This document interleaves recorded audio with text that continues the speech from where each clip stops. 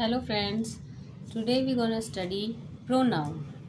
Pronoun means the words which are used instead of noun. Means ऐसे शब्द जिनका प्रयोग हम संज्ञा के स्थान पर करते हैं. हिंदी में हम इसे सर्वनाम या इंग्लिश में प्रोनाउन कहते हैं. आज हम इसके टाइप्स पढ़ेंगे. There are 5 kinds of pronouns. The first one is personal pronoun. So as the name suggests, personal pronoun indicates person. Now further it is subdivided in 3 categories: first person, second person and third person. First person refers to self, whereas second person is the person who is being spoken to, and third person is the person who is being talked about. कहने का मतलब ये है कि जब हम personal pronoun की बात करते हैं तो पर्सनल प्रोनाउन ऐसे प्रोनाउंस को कहते हैं जो कि किसी पर्सन या व्यक्ति को इंडिकेट करते हैं. इसको फर्दर हम 3 कैटेगरी में डिवाइड करते हैं: फर्स्ट पर्सन, सेकंड पर्सन और थर्ड पर्सन. फर्स्ट पर्सन जैसा कि नाम से स्पष्ट है कि रेफर्स टू द सेल्फ. जो भी व्यक्ति बात शुरू कर रहा है या कॉन्वर्सेशन स्टार्ट करता है उसको हम फर्स्ट पर्सन कहते हैं. For example, if I am talking to somebody, so I will be the first person. अगर मैं किसी से बात शुरू करती हूँ तो फर्स्ट पर्सन कौन होगा? I. Now the second person refers to the person who is being spoken to. मतलब क्या है कि सेकेंड पर्सन या द्वितीय पर्सन वह व्यक्ति होगा जिस इंसान से बात की जा रही है. कॉन्वर्सेशन में जो भाग ले रहा है, जिससे हम बात कर रहे हैं, वो इंसान हमारा सेकेंड पर्सन है. इसके एग्जाम्पल्स हैं you, your, yourselves. Then comes the third person. Third person is the person who is being talked about in the conversation.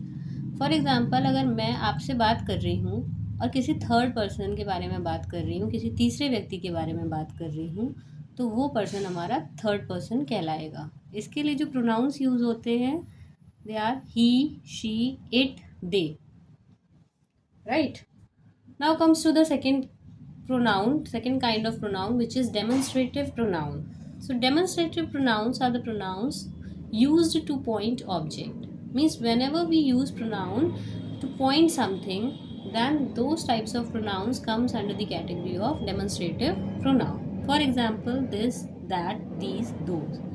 जब भी हम pronouns का यूज़ करते हैं किसी भी ऑब्जेक्ट की तरफ पॉइंट आउट करने के लिए तो उन्हें हम डेमोन्स्ट्रेटिव प्रोनाउन कहते हैं.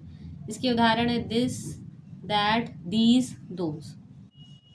Then the third one is indefinite pronoun. As the name suggests, indefinite means something which is not definite. So it refers to a person or thing in a general way. Now the word general here is important. Whenever we talk about anyone in a general way, not in any particular manner or any specific manner, then we have indefinite pronoun. Like someone, for example, someone, somebody, nobody, none, everyone. जब भी हम किसी व्यक्ति के बारे में बात करते हैं एक जनरल वे में, ये नहीं कि हम किसी को पॉइंट आउट करके स्पेशली किसी के बारे में बात कर रहे हैं, तो वो हमारा इनडेफिनिट प्रोनाउन हुआ. जैसे कि हमने कहा समवन, कोई भी व्यक्ति, नोबडी, कोई भी नहीं, एवरीवन, सभी लोग. तो इसमें हम किसी स्पेसिफिक पर्सन को पॉइंट आउट नहीं कर रहे हैं, इसलिए इसका नाम है indefinite pronoun. Now the fourth one is descriptive pronoun. Descriptive pronoun used to refer to a person or thing one at a time. Here the words one at a time are of utmost importance. ठीक है.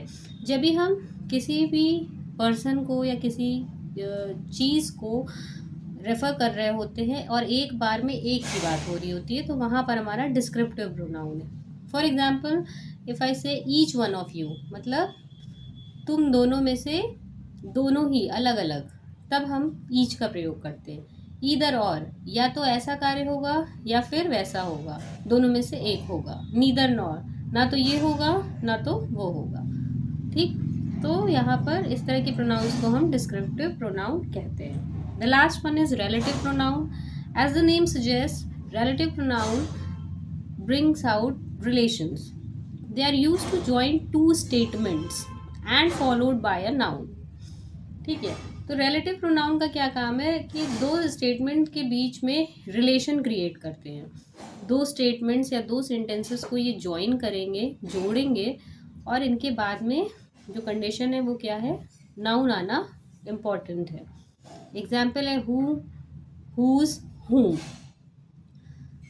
For example if I say कि this is the girl whom I met yesterday, तो यहाँ पर this is the girl एक sentence है and I met a girl एक sentence है, एक अलग सेंटेंस है। इन दोनों को जब हम ज्वाइन करेंगे तो रिलेटिव प्रोनाउन whom का यूज करेंगे और स्टेटमेंट क्या बन जाएगा हमारा, this is the girl whom I met yesterday.